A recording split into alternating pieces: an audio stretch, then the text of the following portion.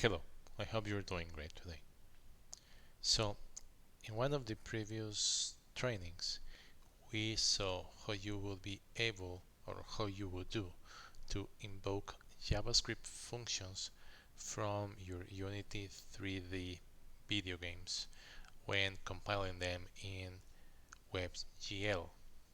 Now we are going to see how you can call or invoke Unity 3D scripts from within your JavaScript code. Okay, so how do you do that?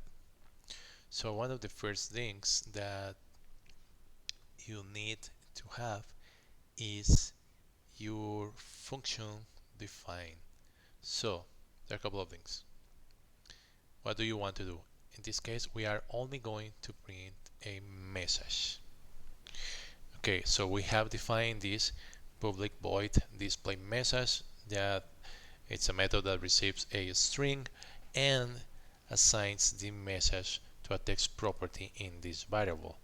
This variable is a text element from the Unity UI, and if you go to the Unity project, you will see that in this case what we have is we have this canvas, we have the text field, right?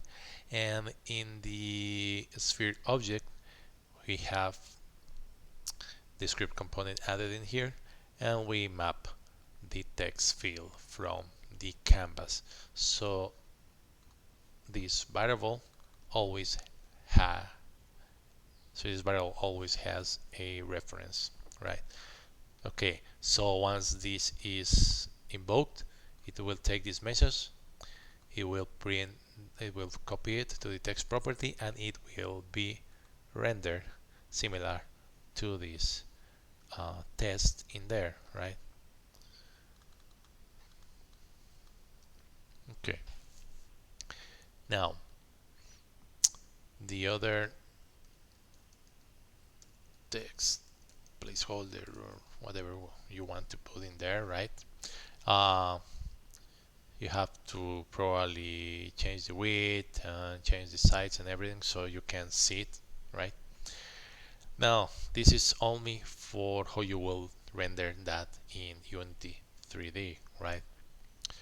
But we still need to invoke it from our JavaScript code.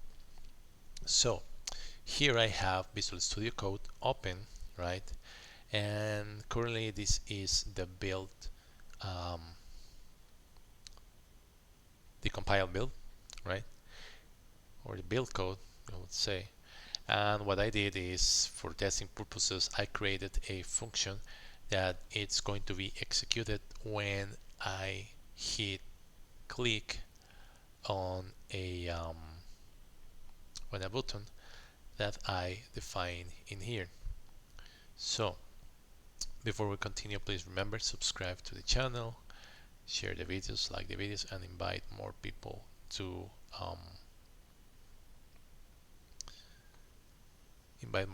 join. Now, before I miss this, okay, and invite more people to join. Now I'm compiling this again so everything runs, and I'll explain you why in a second. Okay.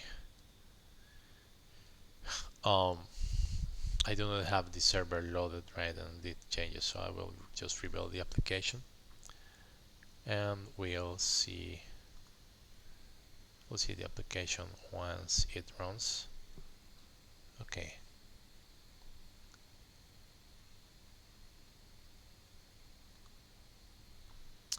Okay. Now I'll replace this. Okay. Okay, since I compile again, I had lost the changes, but I copy them in memory or the clipboard before I compile, just so I didn't lose them. And we'll see the changes. We'll see everything. Okay, so this is the test click button. This is a function that is being invoked when we click this test button that is at the top of the page. button type equal type button, right? On click we invoke this function, right? And this is just the text that the button will show, right? So it will invoke this function will execute this piece of code, and what we have to do is we have to invoke the send message method from the Unity instance, right?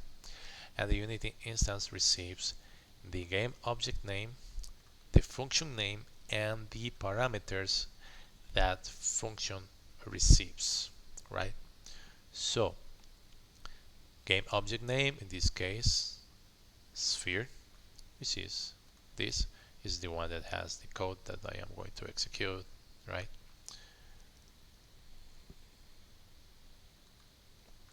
Function name, the display message, right?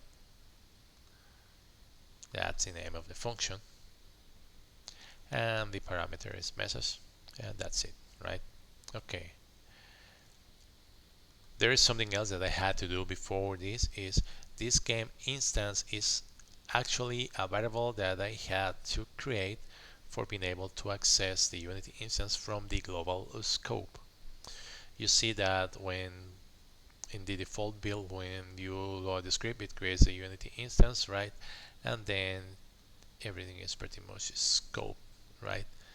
So I had to add this game instance equals Unity instance so I can access the Unity engine or game from within from outside this function, right? So this game instance is the same as this Unity instance, and we invoke the code. Now how does that looks? So this is the test build. The only thing that it does is rotate that sphere. But if I go and click this test, I will see this text changing. Remember that this is the iframe containing the Unity video game, right? And this is outside that iframe. This is running on the main page. So they are not like the same. They are different applications, right? So I click this test, and you see that this changes, right? And the more I click it, it will change the actual time that is being shown in the Unity3d video game. Now, this is a really basic example, right? And it's not really very useful for a game, right? But you can extend this to have, let's say, some controls in here in your main application and control your video game from outside the actual application, right? There are also other things that you could do. I believe, for example, playing audios from streams in Unity 3D is not as straightforward.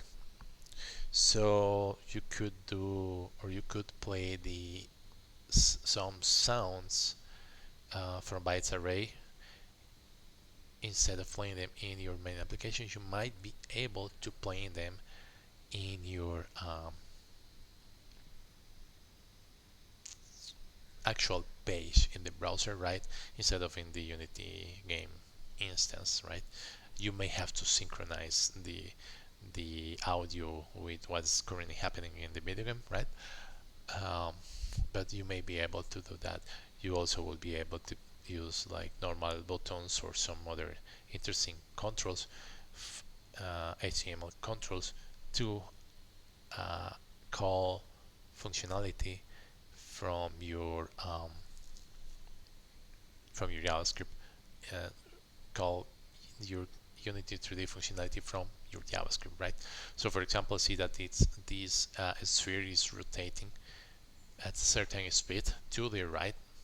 So I could have something in here like a slider or a number in my HTML page that will affect the speed in which the sphere is rotating, and I could have a couple of buttons or arrows or any other interesting control that will change the actual direction in which this sphere is rotating, right?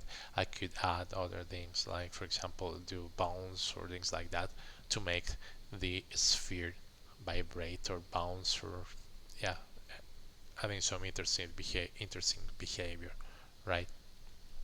So that's the way in which you can invoke Unity 3D functionality from within your JavaScript code. Remember, you have to have your defined function, right? What you want to do, and then you need to assign this script to an object in the scene, right? And from within your JavaScript code, you will need to invoke the Unity instance set message method and pass the parameters, the game object, the function name, and the actual parameters of the function you are going to be invoking, right? Hope this has been useful. Please let us know what kind of games have you been developing in Unity 3D that run on WebGL, right, in the web. If, um, and what you will be creating after this video. Thank you very much and have a great day.